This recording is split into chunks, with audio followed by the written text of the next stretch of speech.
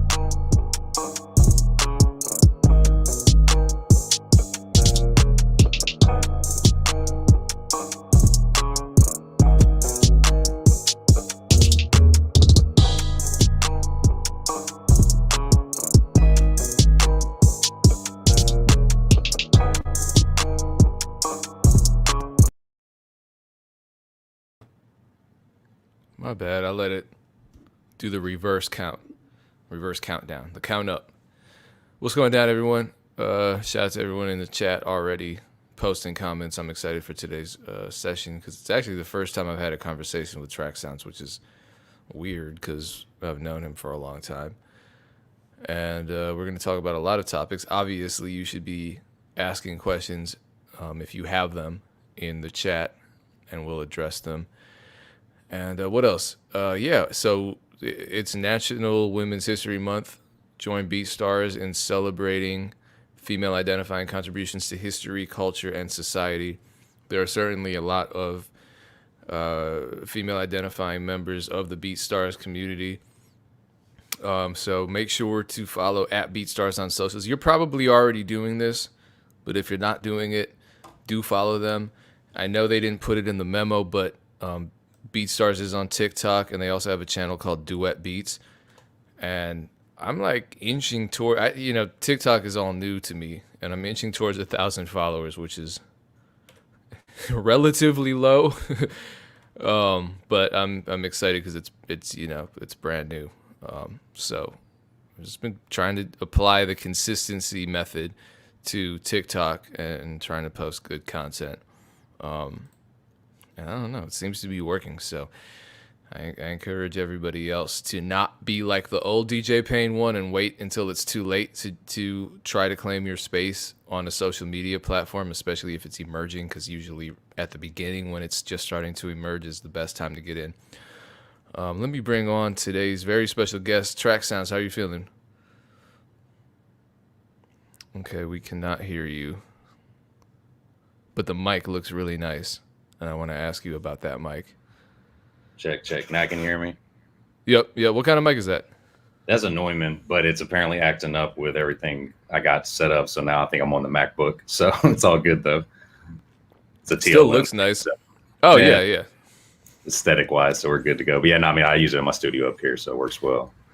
Everyone's gonna be wondering why a $3,000 mic sounds so bad. I know. I kept trying to click it right here, but for some reason it wasn't going through. I'm not really sure what the deal is. So for lack of, for time's sake, here we are. Live streaming with pro audio is always a struggle. You usually have to find some sort of like audio interface bridge program. So it looks like you're in your studio, right? Yep. So how long have you had that studio? Because you have an actual studio. It's not like what I'm in right now, which is my studio, but it's in my house. So your studio is not in your living space. Nah, correct. I've been here for about 8 years now. So I love it over here. I've had studios in Houston for about 10 years. So quite a while now. Okay. I definitely want to talk about your journey into being a studio owner. But let's start at the beginning with the Trakksounds story. How'd you start making beats? Man, I've been making beats since I was about 13 years old. It always was something that kind of, caught my eye or my ear, for lack of better words. Something about Timberland's beats.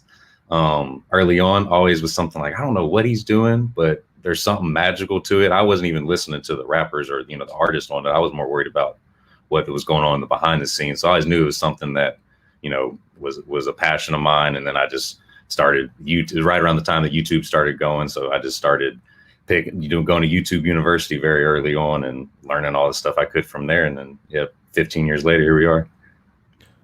There wasn't much back then as far as beat making tutorials. What was even there?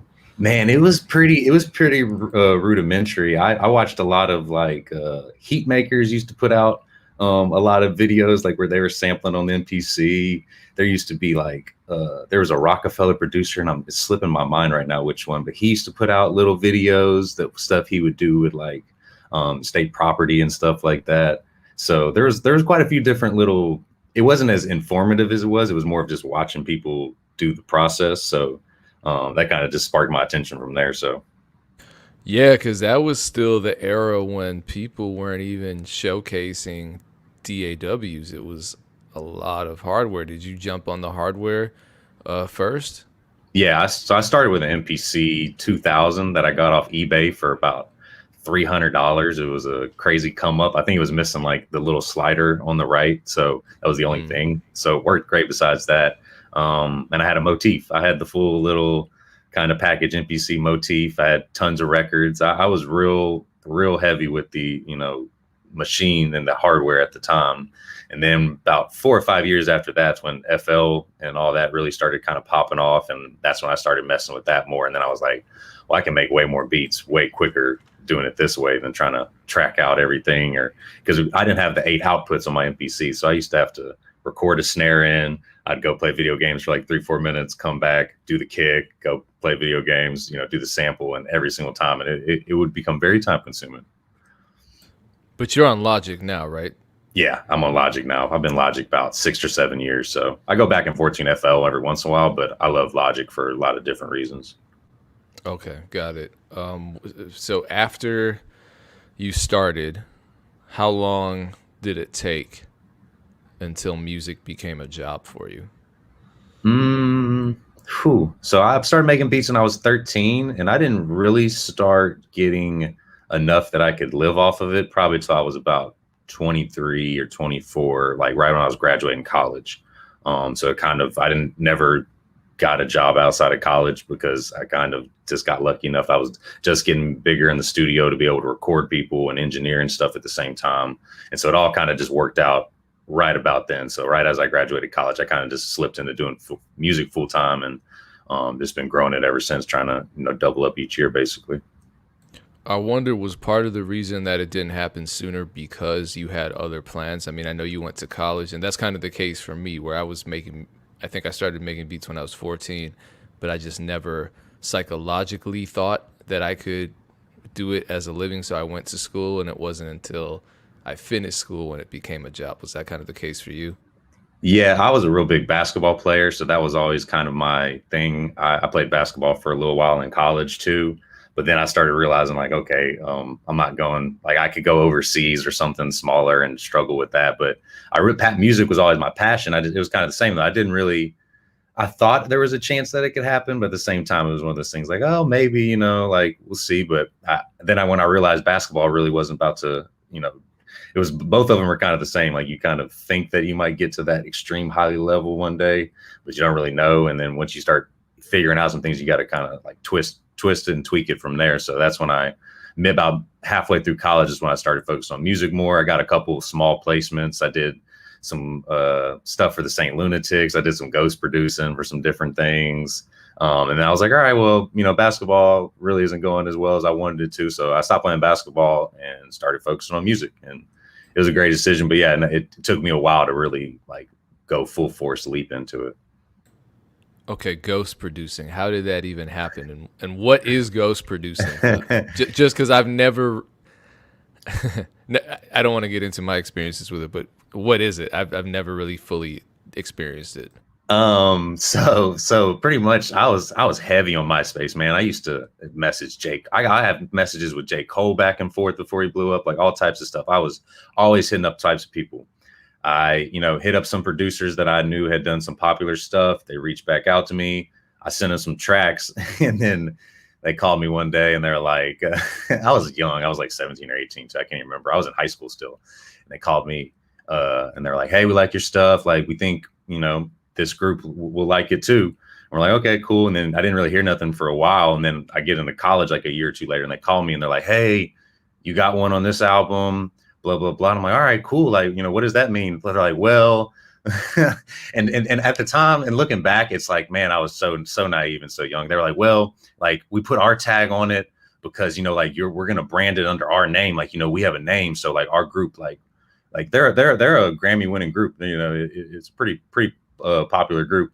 And they're like, we're gonna put our tag on and brand you under that. Like they literally just took the whole beat and said they made it. And then I kind of like was, at the time, I didn't really realize everything going on, and it wasn't a huge song. So it didn't make like an actual album. It ended up getting leaked and some other stuff like that. And then there was a couple other like mixtape stuff I did for some pretty decent sized people. But at the time I was just so happy to have people on my beats. I didn't really know what was going on. I was just like, oh, this is awesome. Like, man, it's all good. Like, I'm gonna blow up still. And then once I started realizing I wasn't getting any money or anything from it, like I pretty much, got taken advantage of completely. It was a lot of my naiveness, but at the same time, I was just so happy to be involved with something, like just a kid making beats in his rooms. And now I got some pretty big artists, like at least liking my beats. So that gave me inspiration to keep going, to know I at least had some tight beats that people wanted to brand as, ghost producing, for lack of better words. So, okay, so it just sounds like you got your beats stolen more than basically. No, for lack of for lack of better words, yeah, absolutely, for lack of better words. But they made it seem like, because you weren't willingly rebranding yourself as, okay. And then ironically too, the fact that the songs didn't make an album meant that your credit would have been the best you could have gotten, and then they 100% took that away from you. And they kind of freaking jerks. Yeah, they kind of led me thinking like I was going to sign with them. I was going to do all this, but like they kind of were like holding it like, oh, this is the first of like many, man. You're about to be, because I met them in their hometown, met them at their house. They had big houses, all this. And I was just like, I was 18, 19, just like, this is amazing. Like, man. And then I met a couple of the artists, it was a group of artists, and there's one really big one. And I met some of the lower ones. So I was like, oh man, I'm gonna meet the big guy soon. Like, and then, yeah, it was just one of those things I had, I was very gullible at the time, and is one that I learned from it, and, kept moving. So. My mind is just racing. I'm like, I think I know who he's talking about, but I'm not sure. But We can what's so talk about it crazy later. is, Yeah.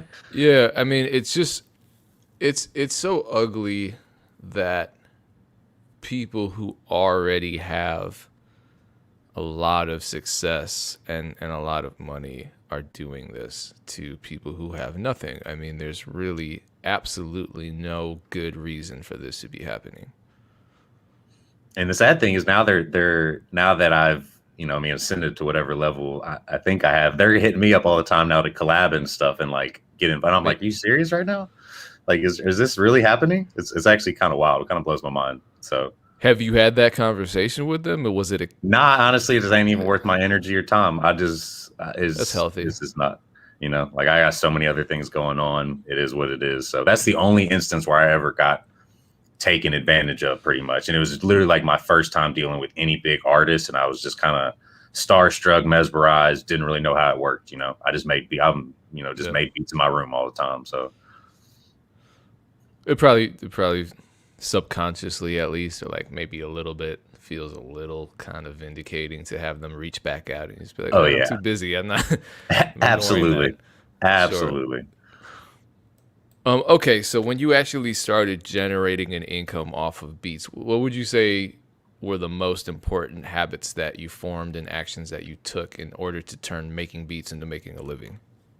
One thing that I really think helped me, and I preach this to a lot of other producer stuff out there, is the fact that I could record, like, or I had an ability to meet with other people. Because when I only could do beats, it's so hard to get with artists, show them, like, especially I'm in Houston, so it's like it's a really big city, but it's also a really small music town. So to get in with some of these people, and I wasn't doing a whole lot of online beat sales. I have a lot of clients that, come to me directly. And then in the past couple of years, I've been trying to get my online game better.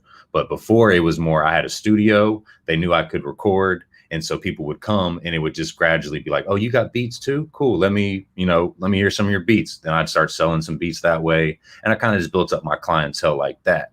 Having that skill, that I didn't even have to tell, like, bash people's heads and like, oh, I can make beats. I can make beats. Like, this is what I got. I had another skill that was valuable to them, and they needed to take advantage. I tell these people all the time, like, learn some mixing or learn graphic design, anything else that you can kind of maybe meet some people within, the music community or something. And then on top of that, you also have beats that will, just ice the relationship even more. So one of my most like favorite and lucrative people that I work with, it all started just because I could record. That's the only thing I could do. He didn't even care about my beats, anything like that. And then now I've been able to get beats with him, and I tour with him, tour manage for him, all types of stuff. So that helped really be able to convert my beat sales a lot, because I was building up these relationships with people, and I was working with tons of independent artists, like finding, like, I was hitting people up on Twitter all the time. We have a lot of like pretty good size artists in Houston that have people signed under them. And so I was finding the people signed under, the Slim Thugs and the Paul Walls and all these people like that. And then trying to build my way up that, like, kind of my way up the food chain like that. And it would always work because they always want beats. Like, the bigger artists get tons of beats and they already have their producers kind of like, but if you can find some artists that you fit well with, and they're really kind of up and coming, and you genuinely like their stuff, and you think that they're gonna push the stuff and stuff like that, it's a good thing to build a relationship with somebody like that, because you'll learn a lot. Working with artists is a skill in itself, like being how to work with them in the studio, craft a song, and how to even just deal with them and talk with them, just be a regular person. Artists, like, a lot of my good clients, they're also somewhat, I don't want to say friends, but friends to a degree. Like, we have a good relationship overall, because they know what to expect from me, and they know what kind of person I am from it. How did you make that transition from making beats to producing songs and running sessions? I mean, because for a lot of people, that's an intimidating prospect, being in a studio with somebody, especially an artist with some degree of notoriety, and you might just keep your mouth shut the whole session. And if they record a bad take, you're like, I don't want to be that guy that says do that over again because it wasn't very good. How did you get over that hump and make that transition?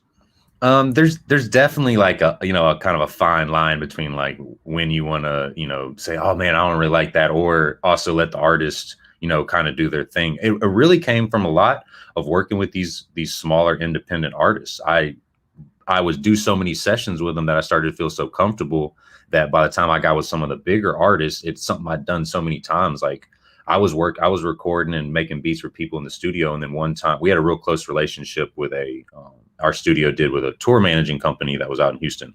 One time they called us and like, hey, Kendrick Lamar wants to come record. And I'm like, all right, well, here we go. Like, this is kind of like one of my first big tests. And he came in, but because I had that, I put in that practice and that skill with other random artists that, yeah, the songs may have never saw any light of day or may have not even been the best song, but just putting in that practice, I felt way more comfortable doing that type of thing for all types of artists. I was still a little nervous, obviously. And I've gotten in studio sessions and, man, I remember I was in LA one of the first times. I was about 20 and I was working with some, up and coming singers or something. And one of the girls there, she was a really good piano player. She started doing some stuff. And at the time I didn't know much about music theory as much as I definitely do now. And she started doing something that was in like a 3/4 music timing. And it was just, and she wanted me to do drums around it, but my mind literally couldn't even comprehend what was going on. And so it was an embarrassing moment for me. I've had a few moments like that, but it was one of those things like, I never let that happen again because I guaranteed I went and I got piano lessons. I started really studying music theory. And I was like, I'm never going to be embarrassed like that again. But it was, and then after that, now I get in with big sessions and I'm way more comfortable because I took some of those small little, L's or lessons, whatever you want to call them. So it's a growth process. Like it's just I put in a lot of hours, honestly. And I've worked with a lot of people that it didn't really in the forefront, like right at that moment, didn't come back to me where I was like, oh, that was so worth it. But a little later down the line, I was like, oh, that was me training to get to this moment or something like that. So let's talk about this studio then. You said you've been running studios for the past decade in Houston. Yeah. What was it like opening your first studio? How did you get the resources to do that? And then how did you keep it going? So I got a little lucky my first studio because I'm how I met people is kind of a wild story because I was hitting up everybody. I was putting stuff together. One of the first things in Houston that I did is I put together a compilation song. It was called Houston Smokers Only. I was about, I was like 19 or 20, but my goal was like, all right, I'm going to put some up and coming artists that I know out here and I'm going to find one major feature and then put that together. I started getting some of the up and coming artists. Some of them had a little buzz and things like that. And I was already building up small relationships. I told them, I was like, hey, I'm shooting a video for it. I'm gonna push it, which I did all that. I put up all out of my own budget. I was waiting tables and all types of stuff at the time. And, I put it all together and that song started doing pretty well. Well, just by having that song, I ended up meeting I met Chameleonaire's DJ. His name's Rapid Rick. He was at the video shoot. Rapid Rick he was just starting to get his studio space going, but he was more of a DJ, he was Bun B's DJ as well. And so he had some connections and stuff, but he didn't really have I had a recording studio in my house when I was in high school, so I'd been recording and I knew a little bit about it and my beats were good at the time too. They weren't, next level, but they were pretty solid. So he wanted to learn more about beats and recording. So I ended up just through networking, putting my own plays together, meeting him. He had some funding through a different person, but he already had a little space. I ended up bringing some of my own equipment, but I got lucky with that situation because Rapid Rick, shout out to him. He really helped me get into a good situation because he had a lot of things already planned out. But being able to keep it and keep clients and stuff like that's a whole different thing because he was back and forth between Austin. He was still DJing for Chameleonaire, traveling more, all that type of stuff. So it was really a lot on me to bring in clients. And he brought in quite a few himself too. But that was when I was hitting, they call it the Sneaker Summit, which is a shoe summit out here. And I was passing out flyers for studio time. I would go to shows and pass out flyers, like all that stuff. I was putting in real groundwork at that time. And I did some online advertising, early Google stuff and stuff like that. But it was really a lot of grassroots stuff. Now, we all approach it a little different. I'm in a different studio with a really good team over here, and we're a little more online. We do contests, giveaways, we do challenges, all types of stuff like that. So we got a pretty good system over here. We're more online based now. This is a very bufo question. Have you ever beaten anybody up for violating in the studio? No, I've never, knock on wood, but I've never had any problem at our studio. It's like never. We're very selective with who we let in now. As far as we definitely usually get some kind of referral thing and stuff too, just because we're already so booked up for the most part. We can be a little choosier, but no, I've never had any weird issue, luckily. So no spilling or any. I've spilled stuff. I spilled a I've whole spilled protein stuff. shake. Yeah, I spilled a ton of bad. stuff. No one has ever spilled anything on the equipment either. Surprisingly, like people have done some dumber things, like spill an ashtray or something like that. But for the most part, no. For the most part, no. And which I'm surprised as I'm sitting here saying it because I'm the only dumb one that has spilled stuff on my equipment multiple times. So I've mid-session, spilled water on my laptop and ruined the whole session. And it was a great session too. So been there, done that. So what? Oh wow! So it just stopped working then? Oh yeah, it was a bad day. It is all in the keyboard. Now I have this little protector over my keyboard. So I learned, I take losses and I learn from them. That is one thing I can definitely say. May do take some dumber ones than others though. All right. So we talked about you being an engineer and bringing a lot to the table as an engineer and as a studio owner. What other kinds of value do you bring to the table that makes these artists want to create songs and albums and EPs with you? Because you're not just selling beats or doing one-offs. You have real relationships, and you're doing entire projects with artists from Starlito to you name it. I want to talk about some of the artists that you've worked closely with, but what is it about you and your skill set that makes these artists comfortable entering into a 50-50 situation with you? Yeah, that's a great question. I think people see how hard I work. My turnaround time is like if artists need something, especially like if they need a modification made for something, especially something I'm really working on, somebody a project with, I get it done. Like everybody I talk to, one thing that I always get complimented on is my like professionality as far as, hey, you need my ASCAP numbers, here it is, like boom, like you need an answer on an email, here you go. Like all the things like that kind of, seem like very small, mundane things, but artists and managers and all that love when they have somebody easy to deal with. Like, hey, I need session files.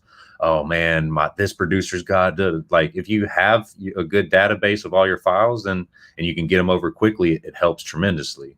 I think that I say this all the time and it's not, but it's just being like not like being a cool dude, for a lack of better words. Like, don't be in the studio, just all on your phone, just everybody like worried, like trying to get, hey man, let's get on the gram and stuff like that. Just like when we get in the studio, they can tell like I'm here for the music. And, obviously all that's great for branding. If you can, get your name associated with different people through organic ways like that, that's awesome. But I see way too many producers come in thinking studio time is a party, it's a photo shoot, anything like that, and they fizzle out quickly. I'm never late to a session.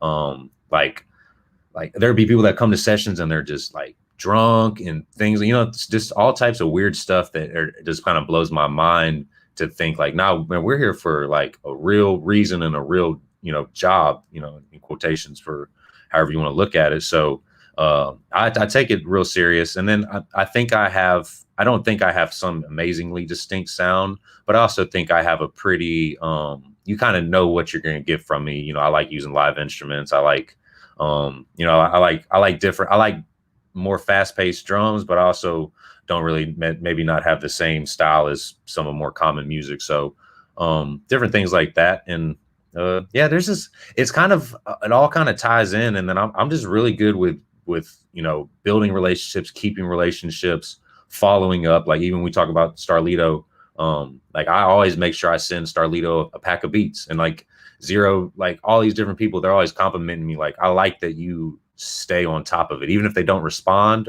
I'm not hitting them up like, hey, did you hear the beats, man? Like, check out my beats. Like, I realize how busy artists are and stuff. And if they may hear something and it's not the right time or just not the right mood, it's nothing personal. It doesn't mean it's a bad beat. It means, cool, I'm gonna make a couple more and send it, and then just keep going. And that's the only way you can, that's a proper way I like to follow up with artists that shows my value, but I'm not annoying them or something like that too. So What was the artist you said you had the most lucrative music business relationship with? You didn't say their name. Maxo Maxo Cream. Cream. Okay. Yeah. So I do his. I've toured 5 or 6 national tours with him. Tour managed for him now, and all this is because I didn't know any of this. This just happened because we built a relationship. He came to the studio through a.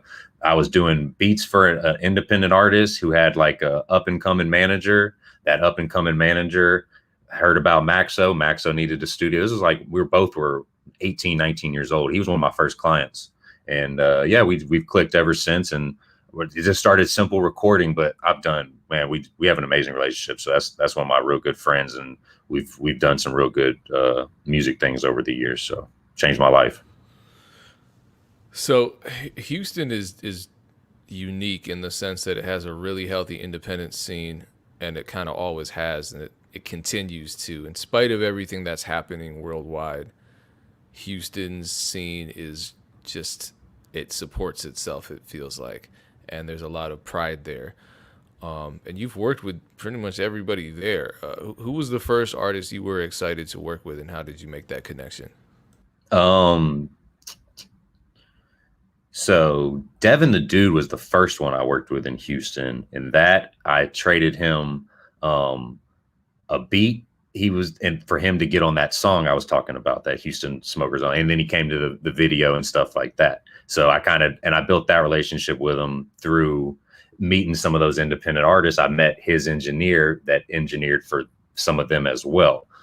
So Devin the Dude for sure was super amazing. But then my best one and my biggest song from some of the OGs is I did quite a few Chameleonaire singles. Overnight was a real big one. Cloud9, a few others. And that was all obviously because I was in the studio with Rick. Chameleonaire was recording still over there.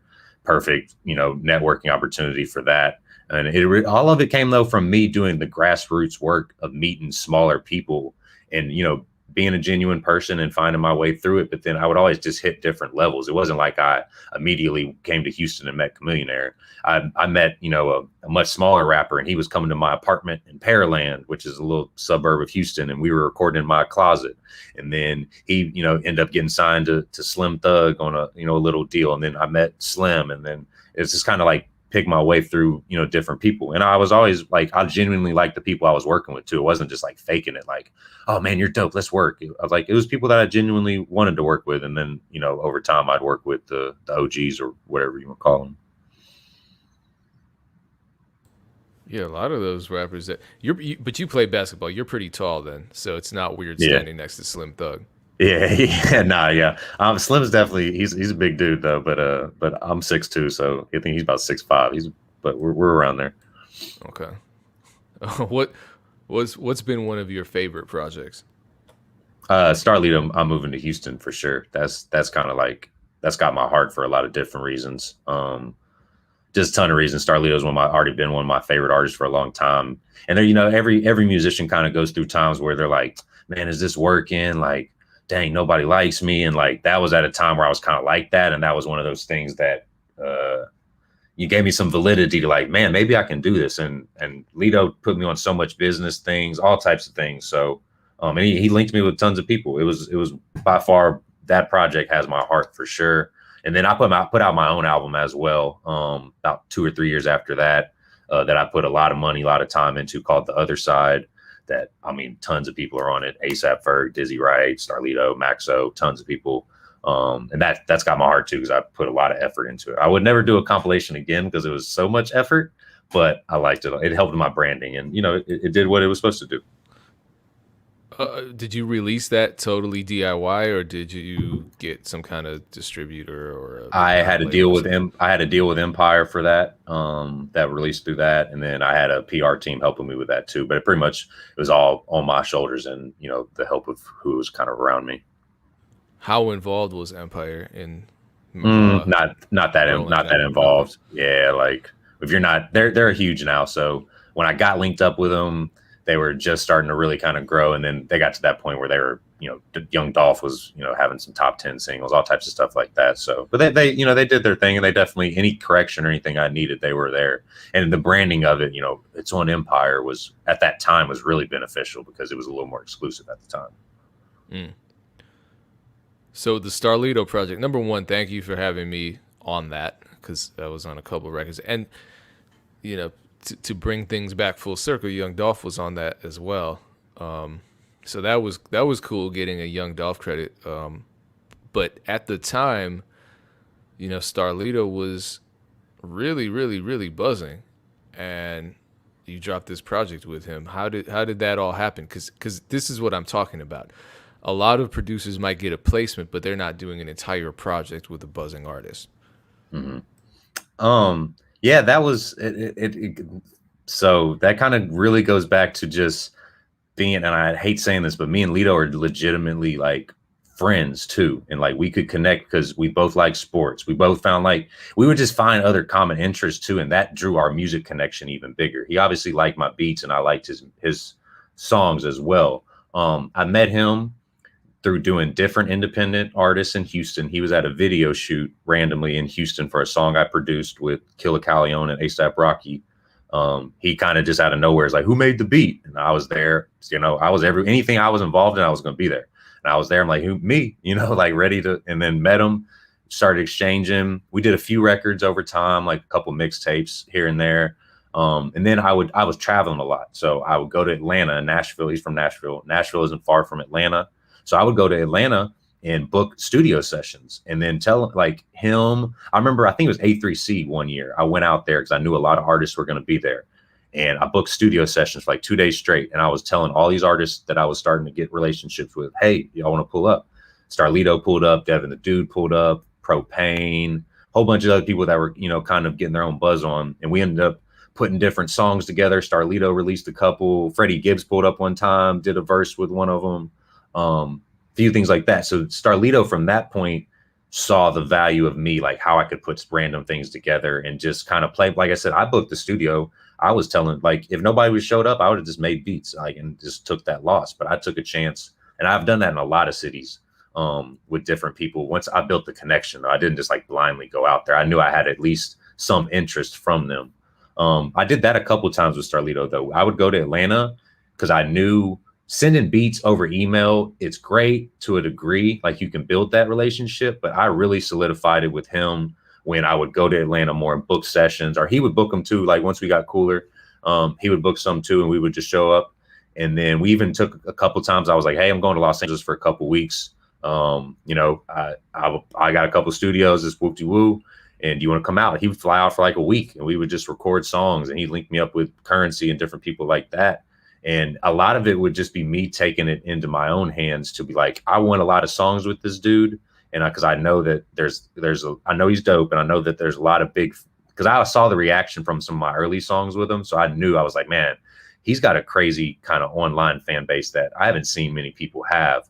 So I knew, I was like, I need to get as many songs with him as possible. And emailing it doesn't work all the time. Like it's cool, but to really how we got cool is having those in-person conversations. And we know we both like basketball and, all other random things we talk about.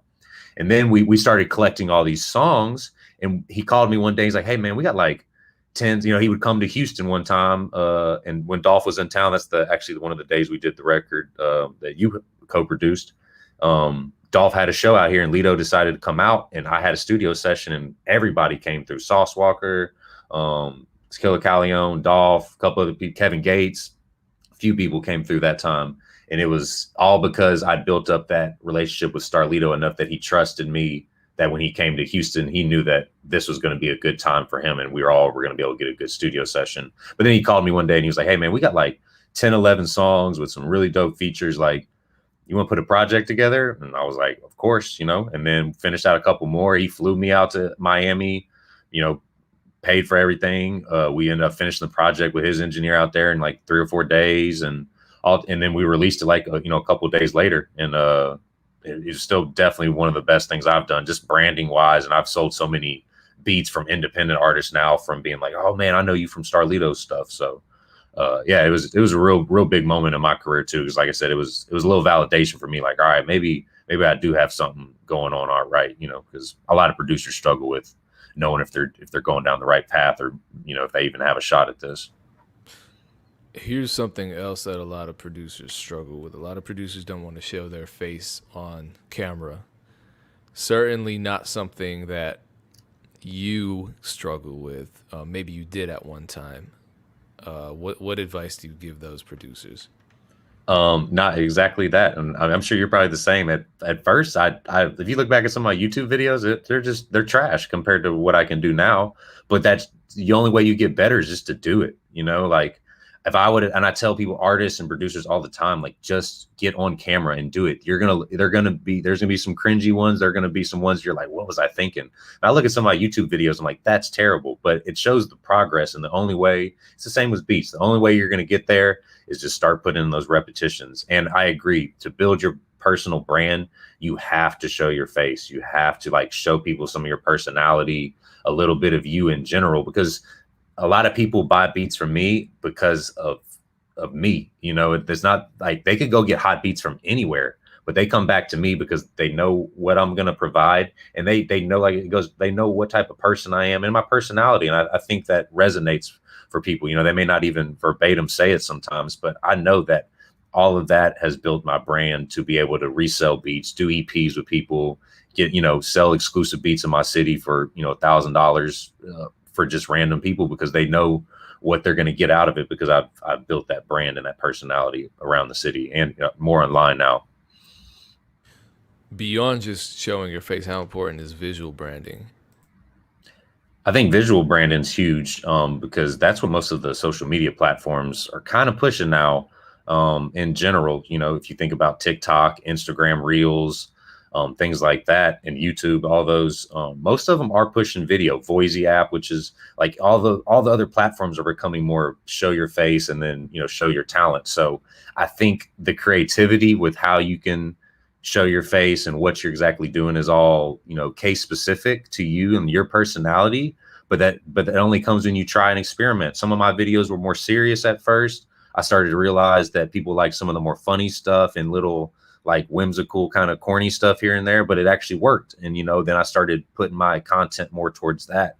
But I only knew that from trying, because I put out serious stuff before too, and people were like, man, you're too chill, like, or something, whatever. I would take feedback from it and just go from there. But I still wanted to be myself, so I don't try to, like, force it or fake it. But at the same time, like, you got to over exaggerate a little bit for cameras and stuff like that, because it translates different when somebody's watching it than how you feel as you're doing it. Yeah, I'm the counter example. People love how monotone I am.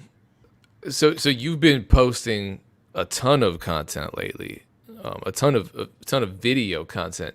Mm-hmm. Did COVID have something to do with that? A little bit, yeah. I got a little stir crazy because obviously we're not touring, or all our tours got canceled, so I got a little stir crazy. And then at the same time, I realized how powerful visual is. Like, I used to be the cool guy, post a little, like my logo or something, and like, oh, check my beats or something. And I realized that wasn't working, and I was marketing a lot to produce, or like, the things I would show my face would be like me doing a beat breakdown. I'm like, the only people that want to watch that really are producers. How can I sell more beats? So that's why I started giving more artist content, because I think I have a pretty good grip on that. But I mean, even so, I knew what I wanted to attract, which my target audience, it was artists. So I'm like, how can I give something of value to an artist?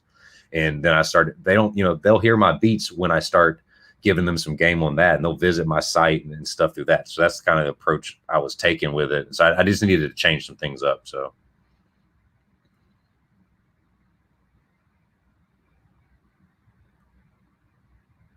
You're muted. That was embarrassing. I was going to ask you about that, because the vast majority of your content has nothing to do with your music, and it's not blatantly advertising in nature. It's a lot of music business and social media advice. So your audience isn't necessarily beat buyers. Your audience isn't necessarily being marketed to. They're more, like you said, you're thinking about what they could benefit from, and you're providing the content that you think they might need and they might gravitate towards. But I mean, in all honesty, and I'm one of those people that's been doing that forever, it doesn't really make money, that kind of thing. I mean, there are some people who are selling courses or books, and then like neither of us are doing that. And like this is free for everybody. For example, these MEC sessions, thanks to BeatStars. But you're saying that providing that value does come back to you, and you do see a return on the investment of time and energy that you put into creating this free content. Yeah, I personally do. I think in the past few months since I've been doing more of that, probably, 5 or 6 months, I've sold more beats. I've definitely interacted with tons more artists that either want some type of service that I can provide. And it was just, I kind of personally felt like I was trying to do some stuff that I saw other producers do at first, and I didn't really necessarily think it was working for me. I kind of just saw it kind of plateauing. And so I was like, I need to get more eyeballs from the artist side. And yeah, if they want to buy beats and stuff like that, that's its own thing too. But I kind of always have been, as I was talking about earlier, I like diversity in music, like your skill set. So, I think that this is another skill set that I'm pretty good with, but it also benefits my production side without blatant being like, hey, buy my beats. These are my beats. These are my beats. Because that just personally wasn't working for me. And I've seen some producers do different things kind of like that, and they kill it. It just wasn't working for me. So I knew I needed to change something up to get more eyeballs on my page. And also it was a social media stagnant growth. My Instagram was kind of dead. I didn't think I would put out really good production content and it would get, 1,000 views or something like that. And I was trying to be like, all right, well, something's got to give. Because I used to put out a random video, 4 or 5 years ago, and it'd get 10,000 views for something random. And then now Instagram throttles stuff so much. I knew that there was a way to get more eyeballs to share it, because I knew that's what they really want you to do, is have people sharing your content.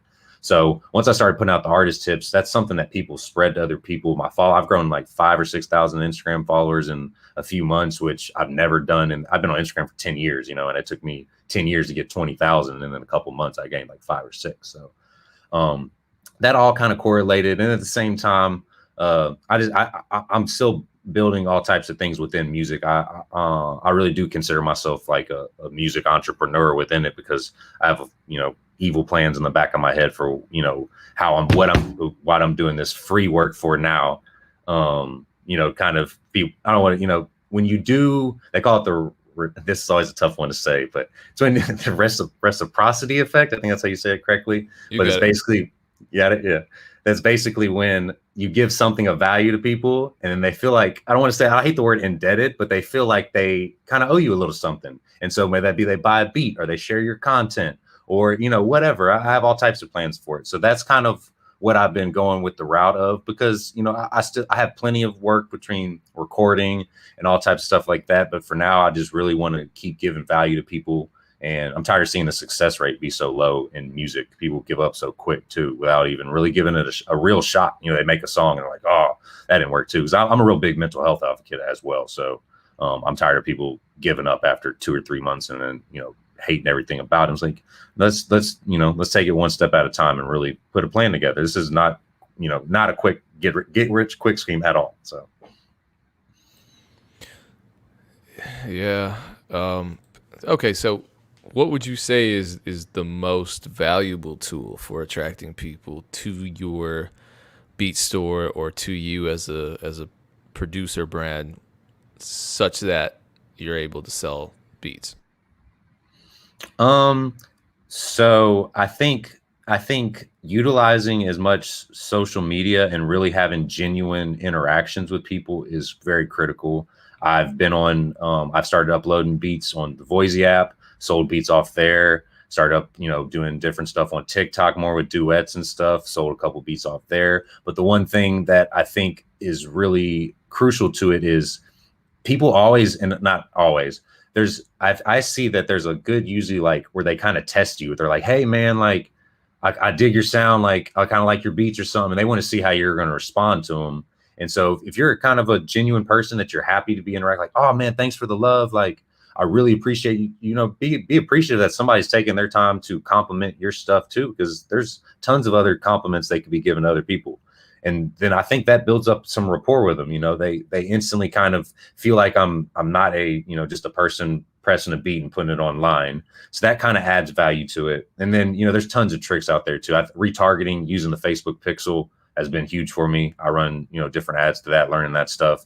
That's probably my biggest conversion rate. But now that Facebook and Apple are beefing, we'll see how that changes with the iOS 14 stuff. So but yeah, I think just giving value of, and like being able to engage with some of these people, answer some messages, that I see there's a lot of tests to that. And then, you know, doing all the things, uploading to YouTube every day. I have a different channel that I upload beats now to than I do my main, you know, content that I talk about music marketing and stuff like that. So I've tried to, you know, just I'm trying some different things, and, you know, I'm using TubeBuddy, all the tricks and tools that everybody's using. And it's just being consistent. It's slowly working for me, and it's taking some time, but it's slowly working. Each month I can see my sales increasing, my traffic increasing, all that. Yeah, I was gonna say you were like me, where you waited a while to start leasing beats online. Why did you wait so long, and then what made you finally say, you know what, I'm joining BeatStars? Well, you were one of the reasons why I ended up joining, because I saw you like literally just you talking about it and all the game and stuff you've given, everything you said would make so much sense. And I got tired. I have so many. I remember Starlito called me one day and he was like, dude, you have more beats than anybody else. Like, it's insane, like how many beats you make and send me. And then at the same time, I used to be like, oh, you know, one of these songs is going to blow up any day, and that's all I need. I don't need to do these leases. I used to be real heavy in the SoundClick days. I used to kill it in the SoundClick days. And then I kind of got off of it because I was like, oh, I'm getting bigger now. I got a couple placements. Like, I don't need that. And then I kind of got a little bit on BeatStars, and I gave it like a couple weeks. I was like, I ain't selling nothing. Like, man, I ain't doing this. This is trash. And then I just kept doing the same thing I'm doing. But then quite a few other people too, I was just like peeping game. And I'm like, this all makes total sense. And then I kept seeing song after song get big off of being a lease, or tons of rappers come in my studio and download YouTube beats. And I would hear that same beat be a big song like a month or two later. And I'm like, what? Like, you can have another person record on the song and then it can still get big, and it's not that, you know, it's not the end of the world or something like that. Like, it blew my mind that people were actually making money, but then also being able to make tons of connections and get the stuff I was looking for. With, you know, I was chasing placements, but it's actually, I've had more connections since I've been putting out my content and beats even more. I've gotten way more like infiltrated in the industry than you know, befay that. It's way easier. Yeah, and it's funny because I still feel like there's this narrative out there that the industry and the internet are very separate entities, and it's like, how is that something that we can even consider? And you hear a lot of producers. I think someone contacted me today saying, I don't want to put my stuff on YouTube because it'll mess up my placements. I'm like, yeah, okay, sure. Yeah, in 2021, that's what's going to mess your placement up. Getting your beats, because artists that are signed, and artists that are big independents, and artists that are going to be signed a week from today, they're all on YouTube, right? 100%. I have major artists. I'm not even gonna name names. I've had major artists tons of times come in here, type their name in for type beat, and then rap the beat. I think Coda the Friend, who's a pretty up and big, he literally tweeted out like, I did all type beats. And it's like it's just funny because I see it all the time. Major artists come in here all the time and they'll pick, hey, this is my name, type beat, and then they'll do that beat and release it. I hear stories of that all the time. Yeah, and then you hear producers every day saying, I'll never make a type beat. It's like, all right, dude. Cool. They don't even I see people complain about that all the time. Like, you're just copying other people and stuff. I'm like, do you even understand like marketing or SEO at all? Like, even the slightest little bit? Because most of the beats I make, I'm like, as I'm naming them, I'm like, I don't really know what kind of type beat this is, but I'm gonna just stick with what's close, because this is what I've been, you know, sticking with this month or something like that. And it works. Like, people don't ever, every once in a while they'll be like, oh, this isn't a such and such exact type beat, but anyway, you're still getting some interaction with it, so who cares? Yeah. So let's talk revenue streams. I imagine you have quite a few, and having multiple revenue streams strikes me as important, but especially now more than ever in 2021. How many revenue streams would you say you have as part of your overall revenue model as a business? Including my touring stuff and stuff like that, I would honestly, man, I'm up in like the 8 or 9 range, I would say, because now I'm doing, because giving out all that game, I'm doing a lot of consultations. I'm doing tour managing. I tour DJ. I run the studio. I mix. I produce.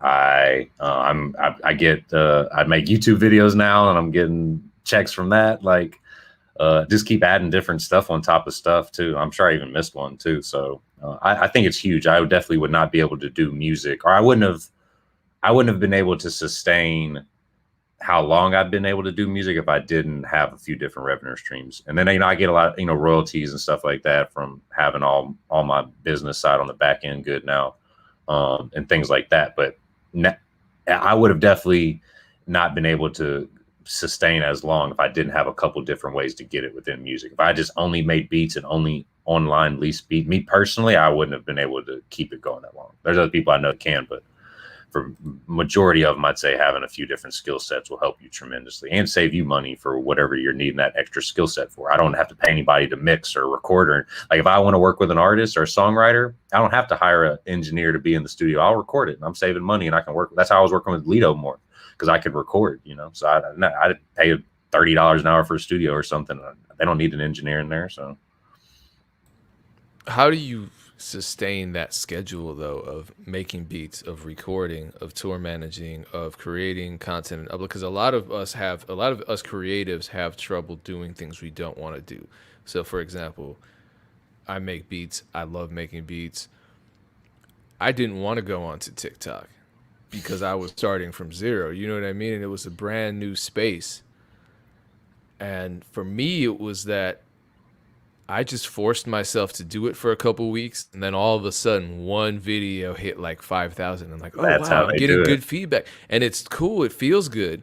So then that sustains me, and it makes me want to continue because I'm getting good feedback. It actually feels good, and now I start enjoying it. How do you juggle all of these different things that aren't related to the core of who you are as a music maker? Yeah, that's how TikTok does it too. They love to blow up one video and then bring you back in. So I like TikTok for that. Really, I try to, I'm really good with scheduling. I've gotten way better with using my calendar.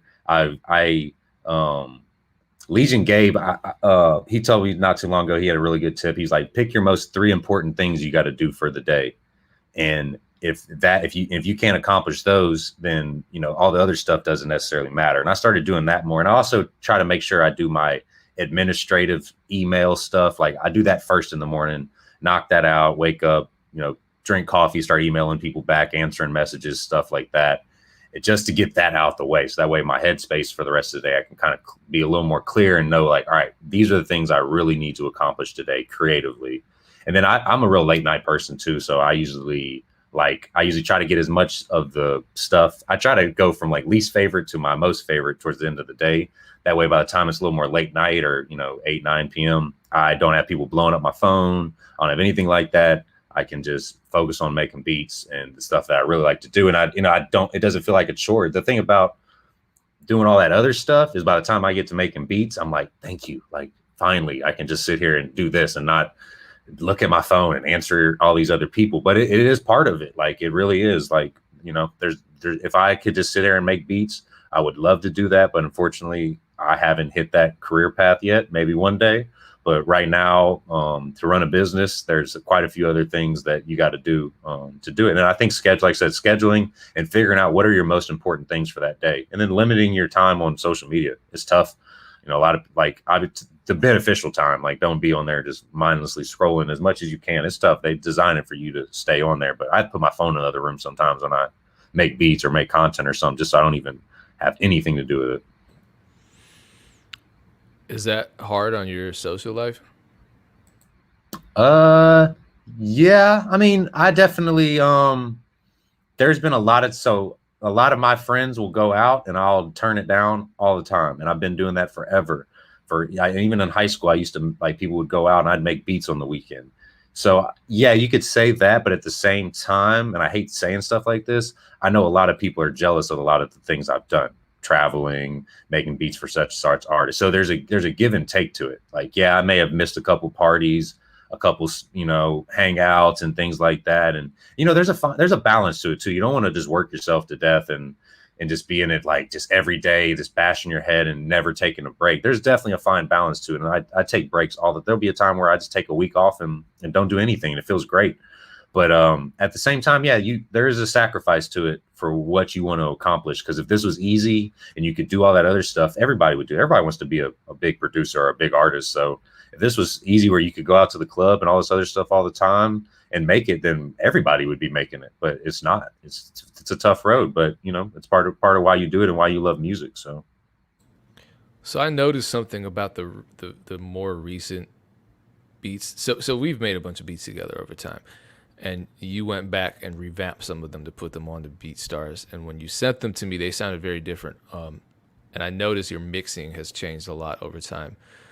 What are some of the mixing mistakes, we'll call them, that you made in the past that you've now started to change?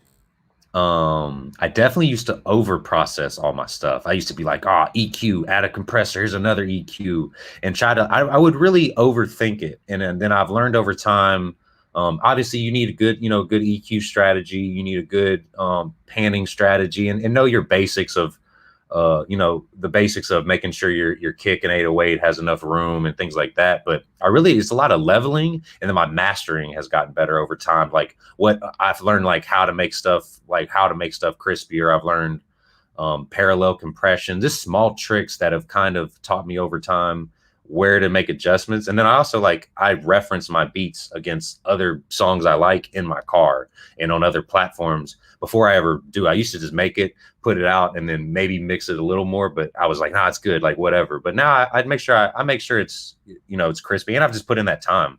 Like, man, 10,000 hours is a real thing. Now I can kind of know exactly what kind of levels I'm trying to hit and things like that. Before it was more like me over analyzing it and things like that. And I've also sat in a lot of studio rooms, and I constantly learn with mixing. Mixing is a science in itself. And some of the engineers that are in here are like, they don't produce, they just engineer. So I'll go with them and like listen to stuff. And all the time I used to pay people to mix my beats and songs, and then I would compare it to my own beats when I was first coming up, just so I would have a good base of what I would get the mix version without a master on it, and that way I could play my beats with just the mix to at least know, like, okay, it's kind of in the area. And I learned a lot from different things like that.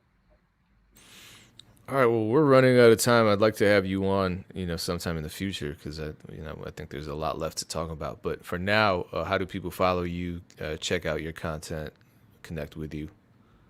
At Trakksounds, everything is at Trakksounds. I try to make it pretty easy. TRAKK, no C.